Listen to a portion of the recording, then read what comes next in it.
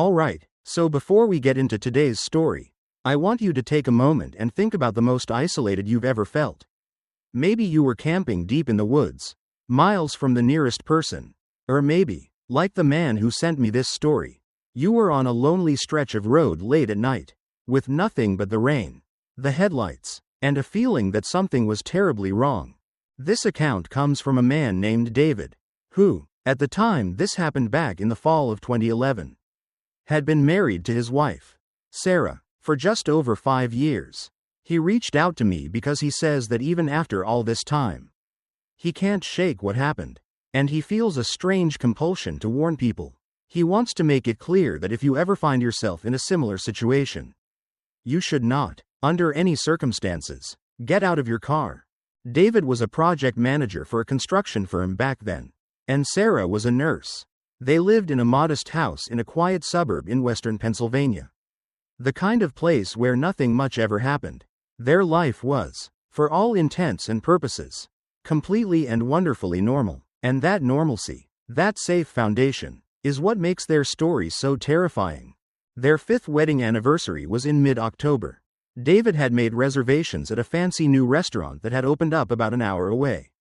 Out in the countryside, it was one of those old, converted farmhouses that food critics were raving about. The plan was simple: have a romantic dinner, enjoy a couple glasses of wine, and take the scenic route home. The evening started out perfectly. The food was incredible, the best they'd had in years. They talked and laughed, reminiscing about when they first met. By the time they paid the bill and stepped outside, a light drizzle had started to fall, casting a soft, shimmering glow on the parking lot. It was romantic. David got behind the wheel, and Sarah was fiddling with the radio, trying to find a station that wasn't just static. They settled on some classic rock station playing faintly through the hiss. The drive home began on a well-lit state highway, but to save a little time, David decided to take a shortcut he knew, a winding backroad called Hemlock Hollow Road. It was a route they'd taken before during the day to see the fall colors. At night, it was a different beast entirely.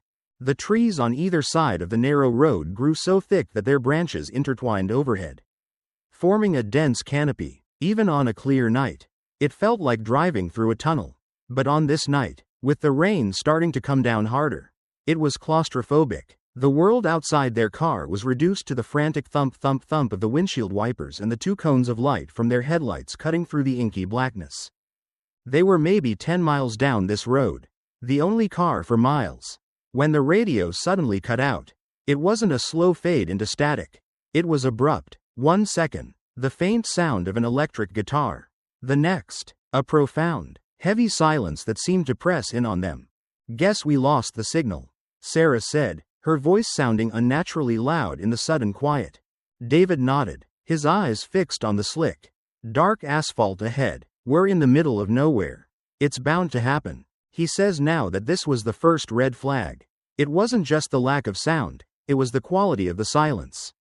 It felt charged, like the air before a lightning strike. He tried to dismiss it, blaming it on the storm, on being tired. He was a logical person, a man who dealt in blueprints and concrete realities.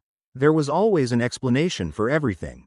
He kept driving, his knuckles a little tighter on the steering wheel. The rain was torrential now, hammering against the roof and windshield. The wipers were struggling to keep up, smearing the water more than clearing it. It was through this watery, distorted view that he saw them.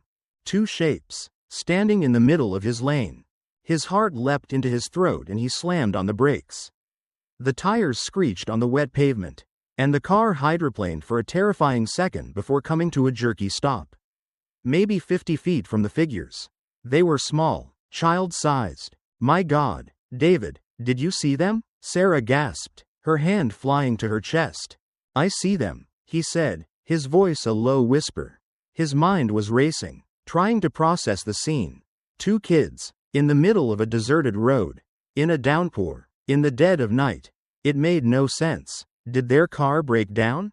Are they hurt? The figures didn't move, they just stood there, side by side, partially obscured by the deluge. He could just make out that they were wearing simple, old-fashioned looking clothes. One, slightly taller, seemed to be wearing a plain, dark dress. The other, a button-up shirt and trousers. Their clothes looked thin, completely inadequate for the cold October rain. They must be freezing. What are they doing? Sarah whispered, her voice trembling. Just standing there. I don't know. Stay here. Lock the doors. David's protective instincts took over. These were children in trouble. He had to help. He flicked on his hazard lights, the rhythmic orange flashing making the scene even more surreal. He took a deep breath, unbuckled his seatbelt, and pushed the door open, immediately getting blasted by wind and cold rain. Hey, he yelled over the storm. Are you two okay? Do you need help? There was no response. The two children remained completely still, their heads bowed down so he couldn't see their faces. A chill, colder than the rain, started to creep up David's spine. Something felt profoundly wrong. The way they stood, so unnaturally motionless. The utter silence from them. He took a few hesitant steps closer, the rain soaking his jacket and plastering his hair to his forehead. Hello? Can you hear me? My name is David. My wife and I can give you a ride. Get you somewhere warm. He was about 10 feet away now. He could see them more clearly in the pulsing glow of the hazard lights. They were pale, unnervingly so. Their hair was dark and matted to their heads from the rain. You shouldn't be out here, he said, his voice softening, trying to be non-threatening. Where are your parents? That's when the taller of the two, the one he thought was a girl, slowly lifted her head. David said that in that moment, his brain simply refused to accept what he was seeing.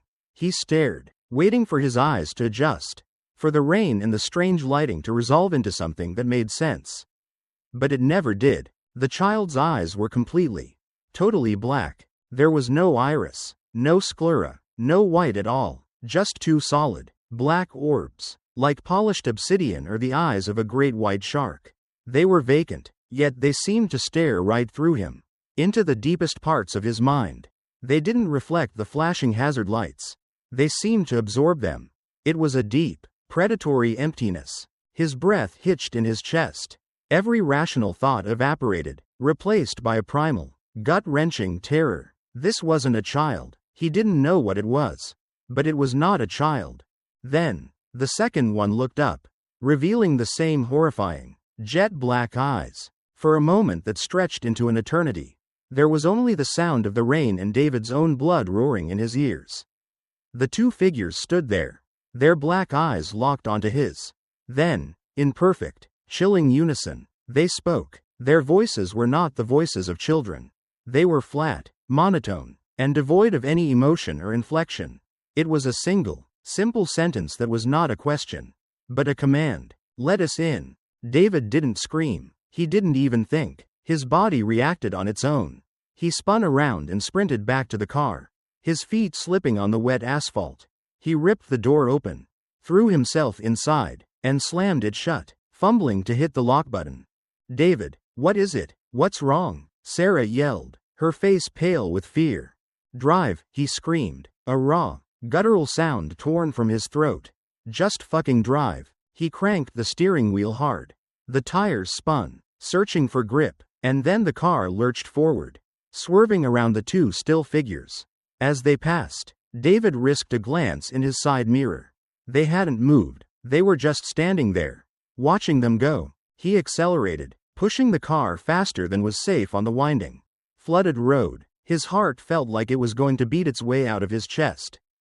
What did you see? Sarah pleaded, tears streaming down her face.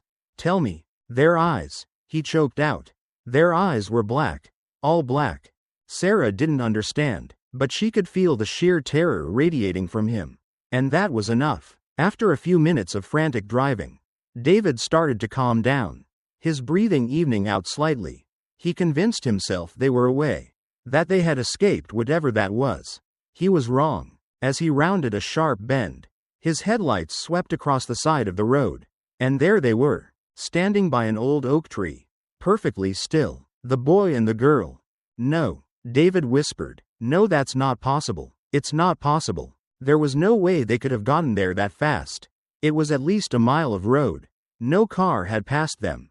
They couldn't have run through the dense, dark woods that quickly. But there they were, waiting. He stomped on the accelerator. The engine roared in protest. He flew past them, his eyes locked on the road ahead, refusing to look at them again. But in his peripheral vision, he saw their heads turn in unison to follow the car's movement. The next 5 miles were a blur of pure psychological torture. At every major turn, at the crest of every small hill, they would be there, sometimes on the right, sometimes on the left. They were never running, never moving. They were just there, waiting. Each appearance was a fresh wave of terror, eroding his sanity, making him feel like he was trapped in a nightmare he couldn't wake up from. He realized they weren't chasing him.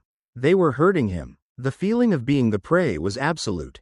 Finally, he saw the familiar glow of streetlights ahead. They had reached the edge of their town.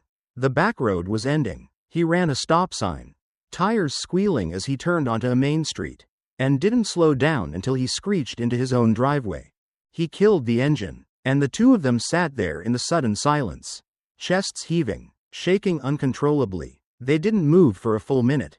Then, slowly, they scanned the property. The street was empty. The lawn was empty. There was no one there. They scrambled out of the car and ran for the front door, David fumbling with the keys with trembling hands. They got inside, slammed the door, and locked the deadbolt, the chain, every lock they had. They ran through the house, checking every window, drawing every blind and curtain, plunging their safe, familiar home into darkness. They didn't sleep that night. They sat on the couch in the dark, holding each other, flinching at every creak of the house settling, at every gust of wind against the windows. The sun had never seemed to take so long to rise. The next morning, in the cold, gray light of day, David said he had to know. He had to see if there was any evidence, anything to prove he hadn't lost his mind. He drove back to Hemlock Hollow Road. The sun was out, the road was drying, and the woods looked like any other woods. It was aggressively, terrifyingly normal. He drove the entire stretch of the road. Twice, he stopped at the spot where he'd first seen them. There was nothing, no footprints in the soft mud on the shoulder, no discarded clothing, no sign that anyone had been there at all. It was as if it never happened. But David knows it did. He says the experience broke something inside him.